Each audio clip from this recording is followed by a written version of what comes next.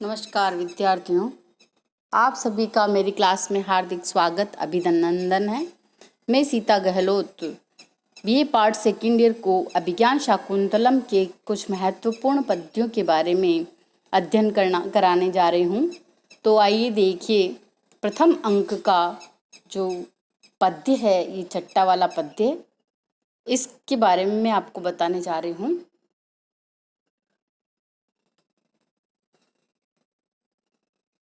ये है छठा पद्य। ये प्रस्तस्सारे ददचक्षु स्त्वैश्चाधिज्ये कार्मुके मृगानुसारिणं साक्षात् पश्यामीव पिनाकिनम। सूत राजा से कह रहा है कि कृष्णसारे, कृष्णसार एक विशेष प्रकार का मृग है जो कि काला और चितकबरा है। ददत डालते हुए, चक्षु दृष्टि, त्वयि तुम्हारे ऊपर, और चाधिज्य चाधिज्य कार्मुके धनुष पर प्रत्यंचा चढ़ाए हुए, मृगानुसारिणम मृग का रूप धारण करने वाले का पीछा करते हुए, साक्षात साक्षात पश्यामीव मानो ऐसा देख रहा हूँ, पिनाकिनम शिव जी को। सूत कह रहा है कि हे राजन, मृग का पीछा करते हुए राजा को देखकर सूत राजा से कह रहा है कि हे राजन, मैं कृष्णसार मृग पर और धनुष पर प्रत्यंचा चढ़ाए हुए आपको, आपके ऊपर दृष्टि डालता हुआ ऐसा लग रहा है, मैं मानो मृग रूपधारी यज्ञ का पीछा करते हुए साक्षात शिव के समान मैं आपको देखता हूँ। तो वापस देखिए इसे कि कृष्णसार नाम एक विशेष प्रकार की जाति है मृग की। जो मृग कैसा है? कृष्णसारे ददचक्षु, कृष्णसारे एक विशेष प्रकार का मृग है जो कि काला और चितकबरा है।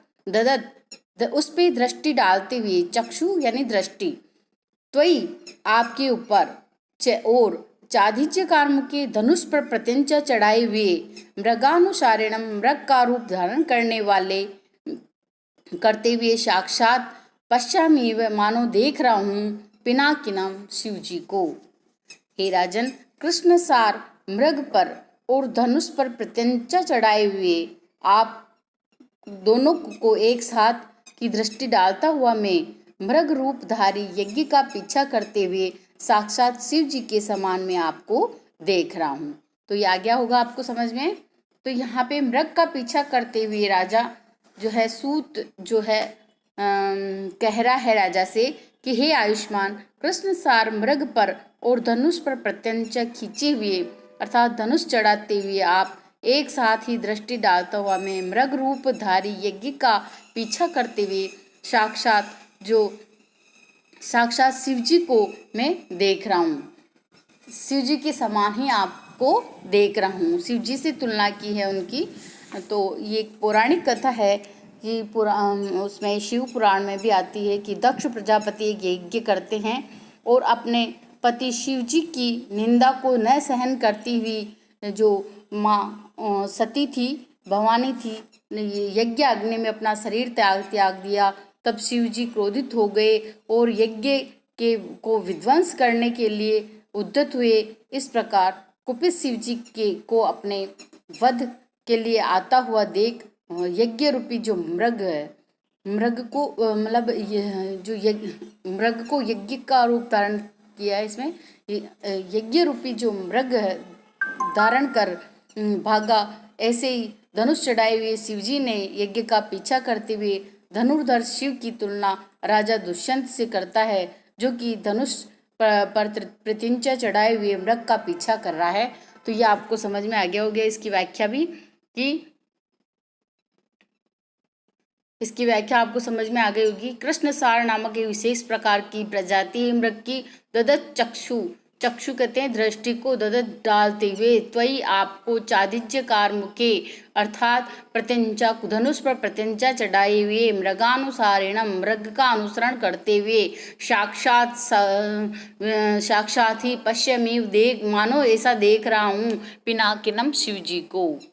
जो राजा दुष्यंत है ये मृग का पीछा करते हुए मृग को मारने के लिए उसके पीछे जाते हैं, तो सूत उन पे दृष्टि डालते हुए कह रहा है कि हे दुष्यंत, मैं उन शिवजी के समान ही आपको देख रहा हूँ कि जैसे शिवजी जो पौराणिक कथा के अनुसार शिवजी जो है उस यज्ञ का पीछा करते हुए जिसमें माँ भवानी जल गई थी उसका पीछा करते हुए शिवजी जैसे क्रोधित हुए उस मृग रूपी यज्ञ के पीछे धनुष लेके भागे थे, उसी प्रकार उसी के का अनुसरण करते हुए मैं आपको देख रहा हूँ कि आप धनुष पर प्रत्यंचा चढ़ाए हुए इस मृग के पीछे भाग रहे हैं।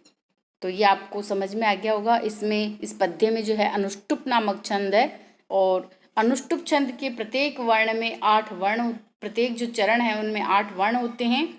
उनमें पंचम वर्ण लघु, षष्ठम वर्ण दीर्घ होता है और दूसरे और चौथे पाद में सप्तम वर्ण लघु तथा प्रथम व तीसरे पाद में सप्तम वर्ण दीर्घ होता है। इस प्रकार अनुष्टुप ये इसमें छंद है और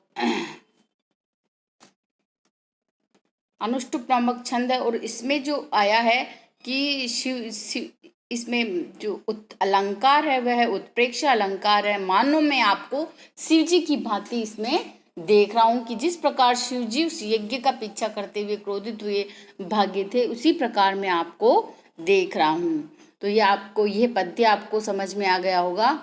अगला जो पद्य मैं पढ़ाने जा रही हूँ वो है इस प्रकार है। वो ये भी प्रथम अंक का 7वां श्लोक है। ये अभिज्ञान शाकुंतलम के प्रथम अंक का 7वां जो है पद्य है। ये इसमें जो है राजा जो है सूत यह हिरण तो हमें बहुत दूर ले आया, अर्थात इस हिरण द्वारा हम काफ़ी दूर तक खींचे ले गए हैं, ऐसा है इसमें उस भागते हुए दौड़ते हुए हिरण का स्वाभाविक चित्रण इसमें किया है। स्वाभाविक जो है उसका रूप इसमें बताया है कि जो हिरण है वह भाग रहा है, उसका स्वाभाविक चित्रण इसमें किया है। देखिए, ग्रीवाभंगाभिरामं मुहुरनुपतति स्यन्दने बद्धदृष्टि पश्चार्धेन प्रविष्टः सर्पतन्भयात् भूयसा पूर्वकायं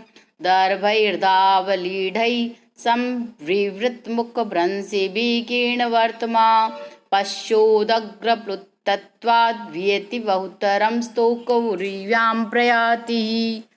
ग्रीवाभंगाभिरामम, गर्दन को मोड़ने से सुंदरता पूर्वक, मुँह बार बार अनुपतति स्यन्दने, पीछे दौड़ते हुए रथ पर, बद्ध दृष्टि एकाग्र दृष्टि से देखता हुआ, पश्चार्धेन शरीर के पिछले आधे भाग से प्रविष्ट हुआ सा, सर्पतन भयात बाण लगने के भय से, भूयसा बहुत अधिक या अत्यधिक, पूर्व कायम शरीर के आगे के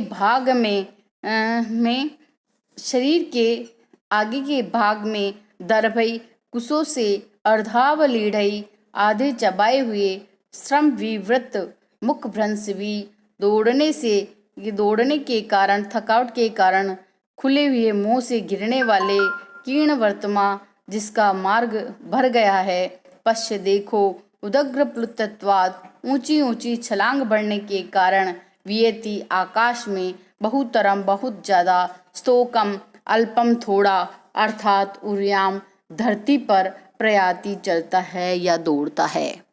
इसमें जो है मृग का दौड़ते हुए उसकी स्वाभाविक दशाओं का वर्णन किया गया है इस पद्य में कि वापस देखिए अन्वय से, अनुपतति स्यन्दने मुहुः ग्रीवा भंगाभिरामम। अनुपतति का अर्थ है अनुपतति स्यन्दने, पीछे दौड़ते हुए रथ पर। देखो, जैसे मृग आगे भाग रहा है और पीछे उसकी कौन है, राजा दुष्यंत किस पे है, रथ पे सवार है। तो मृग आगे दौड़ रहा है और पीछे पीछे धनुष पर प्रत्यंच चढ़ाए हुए राजा दुष्यंत उसका पीछा कर रहे हैं। तो जो मृग है वह अपने पीछे दौड़ते हुए रथ पर क्या कर रहा है, गर्दन को मोड़कर सुंदरता पूर्वक बार बार एकाग्र दृष्टि से देखने वाला, बाण लगने के भय से अपने शरीर के पिछले आधे भाग से शरीर के आगे के भाग में बहुत अधिक प्रविष्ट हुआ सा, दौड़ने से थकावट हो जाने के कारण खुले हुए मुख से गिराए गए आधे चबाए गए कुसों के टुकड़ों से मार्ग व्याप्त हो गया। ऐसा यह मृग ऊंची ऊंची छलांग भरने से आकाश में बहुत अधिक तथा पृथ्वी पर बहुत कम चल रहा है, ऐसा तुम देखो। कौन कह रहा है? राजा कह रहा है। किसको? सूत को। कि हे सूत, ऐसे इस मृग को तुम देखो। वापस देखिए इसको। ग्रीवा भंगाभिरामम मुहुर अनुपतति स्यंदने बद्ध दृष्टि।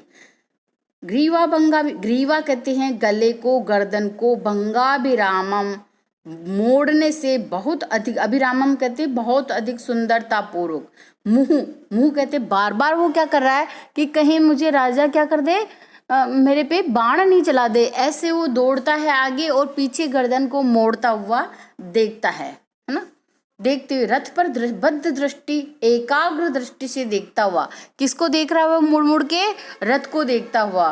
पश्चादेन, शरीर के पिछले आधे भाग से प्रविष्ट हुआ सा, सरपतन, सरपतन कहते हैं बाण लगने के भय से, शर कहते हैं बाण, पतन यानी लगने के, भयात भय से भूयसा बहुत अधिक पूर्व कायम अपने शरीर के आगे के भाग में दर्भई कुस्सों से जो अर्धावलीड़े, अर्धाव कहते हैं आधा चबाया हुआ, जब आधा चबाया हुआ उसके मुख से, मुख खुला होने के कारण, मुख क्यों खुला रह गया? श्रम विवृत, वो दौड़ रहा था, दौड़ने के कारण थकावट हुई और उसका मुंह क्या रह गया? खुला रह गया। खुले हुए मुख से गिरने वाले जो दर्भांग है, अर्थात वो जो दर्भ है, घास की जो आधी चबाया हुआ निवाला है, जिससे मार्ग क्या हो गया? भर गया। ऐसा देखो। उदग्र प्लुतत्वात्, उदग्र कहते हैं बहुत ऊंची ऊंची छलांग भरने के कारण, वियति आकाश में बहुत तरह, बहुत अधिक ज्यादा, अर्थात ऊपर की ओर ज्यादा और नीचे उसकी जो टांगे वो बहुत कम नीचे आ रही है। वो हवा में इतना ऊंचा उड़ रहा है कि वो ऊपर अधिक और नीचे कम दिखाई दे रहा है। ये आ गया समझ में आपको? वापस देखिए कि ग्रीवा को राजा जो है रथ, राजा का रथ मृग के पीछे दौड़ रहा है, अतः मृग बार बार भय के कारण अपनी गर्दन मोड़कर रथ पर एक तक दृष्टि से देखने लगता है। गर्दन मोड़कर इस प्रकार उसका बार बार रथ पर देखना बहुत ही सुंदर प्रतीत हो रहा है। उसे यह डर है कि कहीं राजा द्वारा उस जो है तीर छोड़ नहीं दिया जाए, क्या उसे लग नहीं जाए।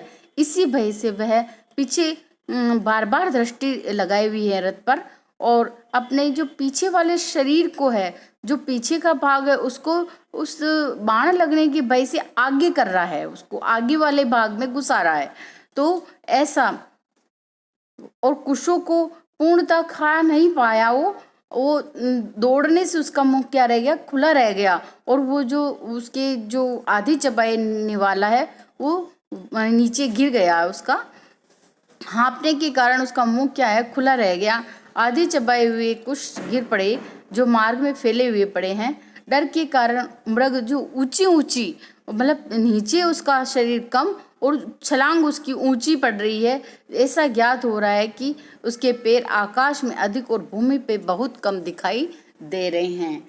तो यह बहुत ही सुंदर है, जो है यह उदाहरण है स्वाभावोक्ति अलंकार का। इसमें जो छंद है वह बहुत ही प्रशंसनीय छंद है इसका, स्नग्धा छंद, जो कि बहुत ही विशाल इसे माना जाता है। 21 वर्णों का इसमें छंद है विशेष के अंतर्गत। और स्वाभावोक्ति अलंकार, इसमें मृग का स्वाभाविक वर्णन किया है, उसकी स्वाभाविक, क्योंकि इसमें भयभीत मृग की स्वाभाविक चेष्टाओं का वर्णन होने के कारण इसमें स्वाभावोक्ति अलंकार है, जिसका लक्षण है स्वाभावोक्ति रसौचारौ यथावद वस्तु वर्णनम। और यह जो है भयानक रस का सर्वश्रेष्ठ उदाहरण इसको कहा गया है, इस पद्य को। तो आपको समझ में आ गया होगा। और स्नग्धरा छंद का जो लक्षण है वह है मृ बनयाणाम त्रयेण त्रिमुनियतियुता स्नग्धरा कीर्तितेयम, अर्थात 7 वर्ण के बाद यति होती है, 7 और 21 कुल वर्ण है इसमें। तो ये पद्य आपको समझ में आ गया होगा कि राजा ने मृग का पीछा करते हुए उस पे कैसा बहुत ही मनोहारिक दृश्य इसमें प्रस्तुत किया। आगे का जो पद्य है 8वां, वह इस प्रकार है। मुक्तेषु रश्मेषु निरायत पूर्विकाया निष्कम्प चामरशिखा निवृतोर्ध्वकर्णा आत्मोदतैरपि रजोभिर्लङ्घनीया धावन्त्यमी मृगजवाक्षमयेव रथ्या। मुक्तेषु छोड़ देने पर अर्थात ढीली करने पर, रश्मिषु घोड़े की लगाम, निरायत पूर्वकाया जिनके शरीर का पूर्व भाग अत्यधिक फैल गया है, निष्कंप चामर शिखा मस्तक पर बंधी हुई जिसकी कलंगी के अग्रभाग निश्चल हो गए हैं, निवृतोर्ध्वकर्णा जिनके दोनों कान खड़े हो गए तथा निश्चल है, आत्मोदतई अपने द्वारा उड़ाई गई, अपी भी रजो भी धूल से, अलंघनीय जो उल्लंघनीय नहीं है, धावंती दौड़ रहे हैं, अमी ये मृग वाक्षमयेव इव मृग के वेग को न सहन करने के कारण मानो रथ्या ये रथ के घोड़े। यहाँ पे जो है राजा के कहने पर कि अब भूमि का भाग समतल है और इनकी लगाम ढीली छोड़ दो, सूत रस्सियों को शिथिल करके रथ के वेग को दिखला कर कहता है कि हे राजन देखिए, क्या देखिए, मुक्तेषु रश्मिषु निरायत पूर्व काया। मुक्तेषु रश्मिषु कहते हैं रस्सियों की, मुक्तेषु अर्थात रस्सियां या लगाम, उसको ढीली कर देने पर, मुक्तेषु यानी छोड़ देने पर या ढीली करने पर, घोड़ों की, किसकी रस्सियां, घोड़ों की जो लगाम है उनको ढीली कर देने पर, निरायत पूर्व कार्या अर्थात जिनके शरीर का जो पूर्व भाग अत्यधिक फैल गया है, निष्कंप चामर शिखा मस्तक पर बंधी हुई कलंगी के अग्रभाग निश्चल हो गए हैं, निवृतोर्ध्वकर्णा जिनके दोनों कान खड़े हो गए तथा निश्चल है, आत्मोदतई अपने द्वारा उड़ाई गई, अपी भी रजो भी धूल से, अलंघनीय जो उल्लंघनीय नहीं है, धावंती दौड़ रहे हैं, अमी ये मृगज वाक्षमेव इव मृग के वेग को न सहन करने के कारण मानो रथ्या रथ के घोड़े। अर्थात कहने का अभिप्राय यह है कि घोड़ों की लगाम ढीली कर देने पर जिनके शरीर का पूर्व भाग पूर्णतः फैल गया है। जब लोग घोड़े की लगाम को ढीली की जाती है तो वो क्या करते हैं, फैल जाते हैं घोड़े, मतलब अपने शरीर को फैला देते हैं, और पूर्ण जिसे लगाम ढीली करने की वजह से शरीर का पूर्व भाग क्या गया, फैल गया है, और कलंगी के निश्चल अग्रभाग वाले, निश्चल खड़े कानों वाले, अर्थात कलंगी जहाँ पर लगी थी घोड़े की वहाँ पे क्या है, कान खड़े हैं उसके घोड़ों के, और अपने खुरों द्वारा उड़ाई गई धूलि को स्पर्श न करने वाले ये रथ के घोड़े, उनकी मतलब कहने का मतलब है कि उनकी जो उनका घोड़ों का जो वेग है, वे जो उनके द्वारा धूलि उड़ाई गई वो भी उनको जो है नहीं पकड़ पा रही है, अर्थात इतना ऊंचा वो दौड़ रहे हैं घोड़े कि उनके द्वारा उड़ाई गई धूलि भी उसका स्पर्श नहीं कर पा रही, उनका स्पर्श नहीं कर पा रही हैं। मानो रथ के घोड़े मानो मृग के वेग को न सहन करने के कारण इतनी वेग से दौड़ रहे हैं। आगे कौन दौड़ रहा था, मृग, और पीछे कौन दौड़ रहे थे, रथ के घोड़े। तो रथ के घोड़ों का वर्णन इसमें किया गया है कि लगाम को ढीली कर देने पर जिनका पूर्व शरीर का पूर्व भाग पूर्णतः फैल गया है, कलंगी के निश्चल भाग अग्रभाग वाले, निश्चल तथा खड़े कानों वाले अपने खुरों के द्वारा उड़ाई गई धूलि को स्पर्श न करने के कारण ये रथ के जो घोड़े हैं मानो मृग के वेग को सहन नहीं कर रहे हैं, इस कारण वो इतनी तेज दौड़ रहे हैं। तो यहाँ पे आपको समझ में आ गया होगा, रस्सियों को ढीली कर देने पर घोड़े जिनका की शरीर का पूर्व भाग वेग पूर्वक दौड़ने के कारण सीधे खड़े हुए हैं, जिनके कान सीधे खड़े हुए हैं, निश्चल है, और जो किसी और जो अपने ही खुरों से उड़ाई गई धूलि से भी स्पष्ट नहीं होते, अर्थात जो धूलि से भी तेज दौड़ रहे हैं, मृग के वेग को सहन न करने के कारण मानो वो इतना तेज दौड़ रहे हैं। क्यों दौड़ रहे हैं? मृग जो भाग रहा है उसके वेग को वो सहन नहीं कर पा रहे हैं, इसलिए वो भी जैसे मृग दौड़ रहा है उससे भी अधिक तेज दौड़ना चाह रहे हैं। तो प्रस्तुत श्लोक में जो है इसमें इस पद्य में वसंत तिलका नामक छंद है, जिसका कि लक्षण है उक्ता वसंत तिलका तब जा जगौगः। 14 कुल वर्ण है इसमें, और तब 2 जगण और 2 गुरु, तब जा जगौगः है। और इसमें जो स्वभावोक्ति है, इसमें भी स्वभावोक्ति अलंकार है। स्वभावोक्ति रसोचारो यथावद वस्तु वर्णनम, इसमें भी जो है यथावद वर्णन किया गया है अश्वों का, अश्वों की, दौड़ते हुए अश्वों की स्वाभाविक चेष्टाओं का वर्णन इसमें किया गया है, इसलिए स्वभावोक्ति अलंकार है इसमें, और वसंत तिल का इसमें छंद है। तो ये पद्य भी आपको समझ में आ गया होगा। अगली क्लास में हम जो है अगला पद्य 9वां पद्य पढ़ाऊंगी। धन्यवाद।